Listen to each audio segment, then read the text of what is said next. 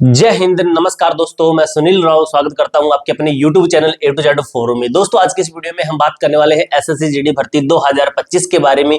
तो आप सब लोगों को एक चीज बताने वाला हूं कि जितनी शिफ्टें आपकी अब तक कंप्लीट हो चुकी है, इनमें सबसे ज्यादा हार्ड शिफ्ट अगर कहें, यानी कि पूरे दिन को अगर हार्ड कहें कि एक दिन के अंदर ऐसा दिन आया बीच में जो कि उसकी तीनों की तीनों शिफ्टें हार्ड रही है। अब दोस्तों उस दिन की नॉर्मलाइजेशन आपको मैं यहीं पे क्लियर करता हूं। 25 प्लस 20 से 25 प्लस एवरेज मान लीजिए कि 20 प्लस उसकी नॉर्मलाइजेशन होगी, तो वो कौन सी शिफ्ट हो सकती है आपको मैं सभी शिफ्ट में इक्वल लिखूंगा और सभी की आपको बता दूंगा। और एक दिन ऐसा बीच में आएगा जिसकी तीनों की तीनों शिफ्टें हार्ड है। क्या है कि उसके अंदर रीजनिंग हार्ड आई है, मैथ हार्ड आई है और जीके तो आपकी ऑल शिफ्टों के अंदर हार्ड है ही। ठीक है, इसके अलावा कुछ शिफ्टें ऐसी आपको देखने को मिलेगी, कुछ दिनों की ऐसी शिफ्टें जो कि आपकी दो हार्ड है, किसी के अंदर एक हार्ड है, यानी कि किसी दिन की एक शिफ्ट हार्ड है, किसी दिन की दो शिफ्टें हार्ड है। मैक्सिमम देखा गया कि सेकंड शिफ्ट है उसको थोड़ा हार्ड बनाया जा रहा है। ठीक है, पहले दिन की आपको बता दूं फर्स्ट और सेकंड शिफ्ट हार्ड है। इस तरीके से आपको मैं यहाँ पे लिख के अच्छे तरीके से एक एक चीज क्लियर करूंगा। उसके बाद में दोस्तों आपको ना ऑल ओवर अब ये आइडिया लग जाएगा कि शिफ्ट वाइज कट ऑफ क्या है, शिफ्ट वाइज आपकी कट ऑफ क्या है। इसके साथ ही हम बात देख लीजिए भाई, 74.1% आपके एग्जाम है ये डन हो चुके हैं, यानी कि इतने एग्जाम आपके खत्म हो चुके हैं। वैसे दोस्तों आपको बता दूं लगभग आपके भाई थोड़े से एग्जाम बचे हैं। कितने बचे हैं? 12 शिफ्टों के अंदर बचे हैं, यानी कि लगभग आपका कितना है, ठीक है 4 दिन के एग्जाम बचे हैं अभी। ठीक है, तो ऑल ओवर पूरा एग्जाम निकल चुका है, समझ लीजिए मान लीजिए कि एग्जाम लगभग 50% से ज्यादा निकल चुका है। 74 पॉइंट के साढ़े 71 पॉइंट। ठीक है, इतना एग्जाम आपका निकल चुका। बाकी पीछे क्या बचा है, बिल्कुल थोड़े थोड़े से हैं। अब दोस्तों ये भी हो सकता है कि इन 4 दिनों के जो एग्जाम है सॉरी भाई, इन 4 दिनों के एग्जाम है, ये हो कि इन चारों की चारों जितनी 12 शिफ्ट है इनको अगर हार्ड बना दे तो क्या होगा, तो भाई इनको नॉर्मलाइजेशन का बेनिफिट मिलेगा।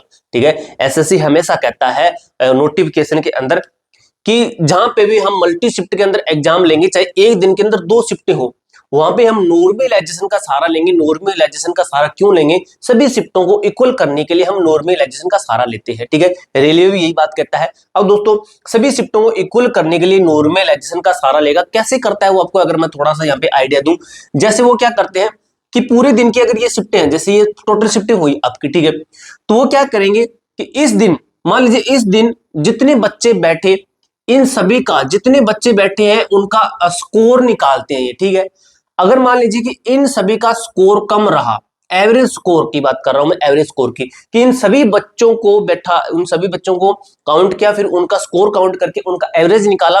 मान लीजिए कि इनका ऑल सभी शिफ्टों से कम आया, ठीक है, तो इस शिफ्ट को उठाएंगे। फिर इन सभी शिफ्टों में से ऐसी शिफ्ट निकालेंगे जिसका एवरेज स्कोर हाई बन रहा है, कम नहीं, कम की तो आ गई, हाई बन रहा है।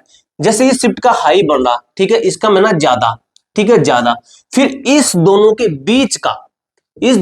बीच का स्कोर लिया जाता है। उस बीच के इक्वल करने के लिए इन सभी बच्चों को क्या करते हैं, नॉर्मलाइजेशन देते हैं। यानी कि जो इस शिफ्ट को थोड़ा ज्यादा बेनिफिट होगा क्योंकि इसके इक्वल आना पड़ेगा।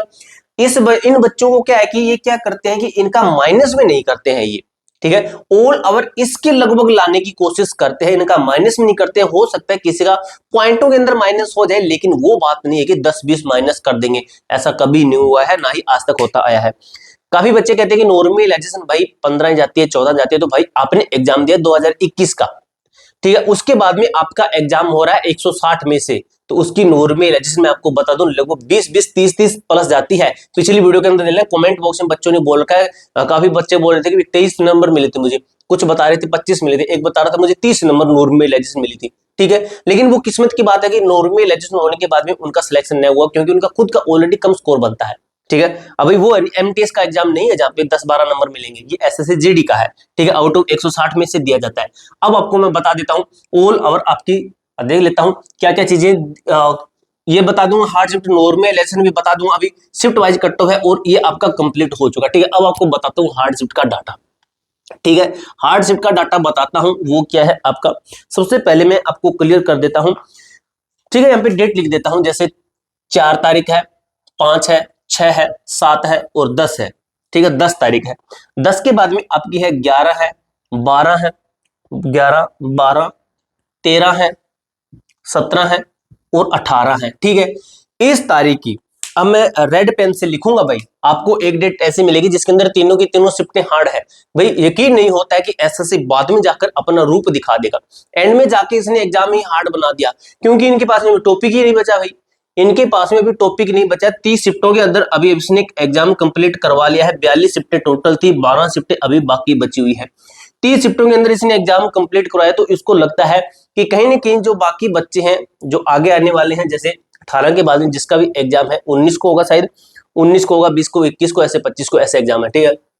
तो इनको लगता है कि बाकी बच्चों ने रिव्यू कर लिया होगा तो उनका स्कोर हाई हो सकता है, तो इसलिए थोड़ा ये टॉपिक ही चेंज करे एग्जाम हार्ड बनाने के लिए, ठीक है। अब भाई हम बात कर लेते हैं आपकी टोटल शिफ्ट वाइज है, ये हार्ड शिफ्ट कौन सी है। तो फर्स्ट दिन की फर्स्ट और सेकंड शिफ्टें आपकी हार्ड है।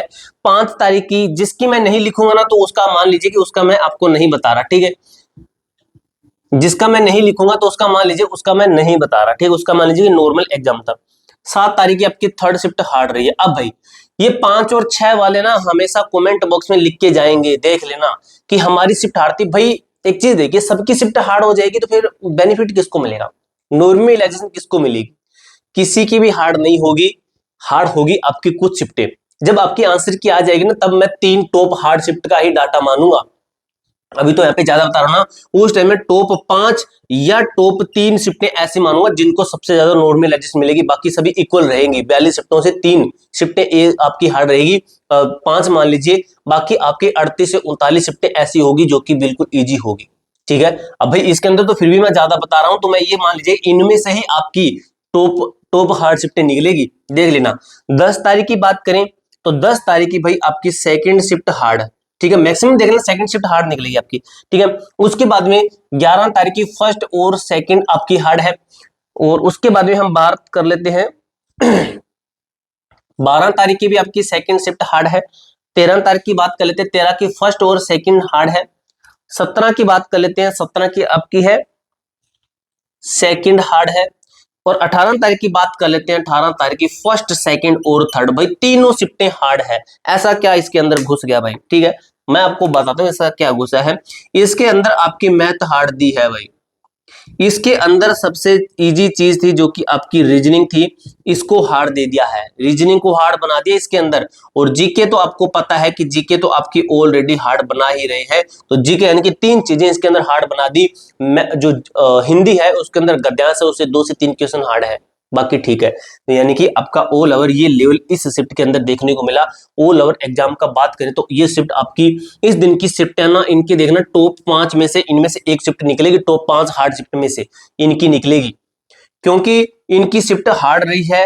रीजनिंग तक इनकी हार्ड दे दी हुई, देख लीजिए रीजनिंग हार्ड बना दी इनकी। अब मैं आपको बता दूं इस शिफ्ट के अंदर जितने बच्चे बैठे हैं, या फिर इनके अंदर जो हार्ड शिफ्ट के अंदर बच्चे बैठे, तो एवरेज मान के चलिए 20 नंबर आपको नॉर्मलाइजेशन मिल जाएगी, ठीक है, मिल जाएगी। अब जरूरी नहीं है कि इस शिफ्ट के सभी बच्चों को नॉर्मलाइजेशन मिलेगी, सभी के सभी को नहीं मिलती है, कुछ बच्चों को यानी कि 90% बच्चों को बेनिफिट हो जाएगा, 10% को नहीं होगा, ठीक है। अब बात कर लेते हैं, आपकी मैंने नॉर्मलाइजेशन बता दी, हार्ड शिफ्टें बता दी है, ठीक है। अब बात कर लेते हैं आपकी कट ऑफ के ऊपर, जो कि आपका स्टेट वाइज आपको मैं आइडिया देने वाला हूं इस वीडियो के अंदर। और शिफ्ट वाइज बात करें दोस्तों, एक चीज यहाँ पे मैं शिफ्ट वाइज आपको कट्टों की कह रहा था ना, वो एक लिखते हैं हम, शिफ्ट वाइज की बात करते हैं, स्टेट वाइज छोड़िए, शिफ्ट वाइज बात करते हैं। जनरल है, ओबीसी है, एससी है, एसटी है, और आपका ईडब्ल्यूएस है, ठीक है। अब भाई जो जनरल और ओबीसी कैटेगरी वाले हैं ना, इनका और इनका और इसका और इसका, ठीक है। अब भाई एक चीज देखिए, यहाँ पे लिखने से पहले जो भी हार्ड शिफ्ट वाले हैं, जो मैंने आपको पीछे हार्ड शिफ्ट बताई है ना, जो भी आपको पीछे हार्ड शिफ्ट बताई है, वो माइनस कर लेना, कितने नंबर अपने माइनस कर लेना, इसमें से 10 से 12 नंबर माइनस कर लेना, ठीक है। अभी भाई डाटा मैं आपको एक्सपेक्टेड बता रहा हूं, ये नहीं है कि मैं यहाँ पे लिख रहा हूं तो आप 100% सीरियस है। तो 50-50 मान के चलिए कि आपका ये सिस्टम हो सकता है, कुछ एनालिसिस के आधार पे बता रहे हैं, ऐसे नहीं अभी कुछ भी ऐसे लिख देंगे यहाँ पे कि एक्सपेक्टेड है। एक्सपेक्टेड के नाम पे कुछ भी नहीं लिखेंगे, एक्सपेक्टेड के नाम पे कुछ रिव्यू के आधार पे आपको मैं बता रहा हूं कि हार्ड शिफ्ट वाले 10 से 12 माइनस कर लेना, इसमें से ये क्या है आपका 130 प्लस तक आपका रहेगा जनरल ओबीसी विदाउट नॉर्मलाइजेशन के, रास को इतना होना चाहिए नेगेटिव मार्किंग लगा के।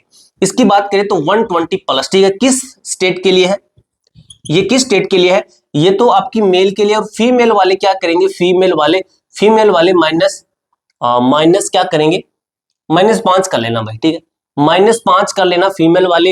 और ये कट ऑफ है आपकी, जैसे हरियाणा है, राजस्थान है, यूपी है,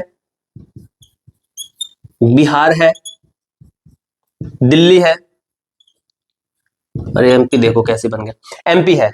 ठीक है, तो इन स्टेट का ये डाटा, अगर आप अदर स्टेट से हैं, अदर स्टेट वाले क्या करेंगे, -10 कर लेना भाई। कुछ ऐसे स्टेट जिनके ऊपर देखना 80 पर भी सिलेक्शन हो जाएगा, लेकिन अभी आपको मैं स्टेट वाइज डाटा नहीं एक्सपेक्टेड कर सकता। अगर आप कहते हो, कमेंट बॉक्स में लिखते हो कि स्टेट वाइज आपको डाटा चाहिए, तो आप मुझे कमेंट बॉक्स में यस लिख देना कि यस भाई, यस सर, यस भाई, जो भी आपको अच्छा लगे, कि आप हमें स्टेट वाइज कट ऑफ का डाटा दे दीजिए। आपको मैं स्टेट वाइज जो भी मेरे से एक्सपेक्ट होगा वो चीजें मैं आपको ला के दूंगा। ठीक है, कि आपका आंसर की से पहले ये आपका हो सकता है कि रनिंग की तैयारी शुरू कर दीजिए। ठीक है, फिजिकल आपका जल्द करवा लेंगे। ठीक है, और फिजिकल के अंदर भाई 10 से 15% बच्चे पास होंगे इस बार, देख लेना, क्योंकि फिजिकल है, मेडिकल वगैरह ये साथ में करवाने लग गए हैं। पिछली बार इन्होंने रनिंग सब कुछ, हाइट, चेस्ट, वेट सब कुछ, और इसके साथ ही मेडिकल तक इन्होंने साथ में करवा लिया था। ठीक है, तो ये पूरी जानकारी दोस्तों आपको मैंने अच्छे तरीके से क्लियर कर दिया। इसके अलावा भाई आपका कोई भी डाउट, कोई भी क्वेरी रहती है तो कमेंट बॉक्स में पूछ सकते हो। मिलते हैं दोस्तों नेक्स्ट वीडियो के अंदर, तब तक के लिए जय हिंद, जय भारत।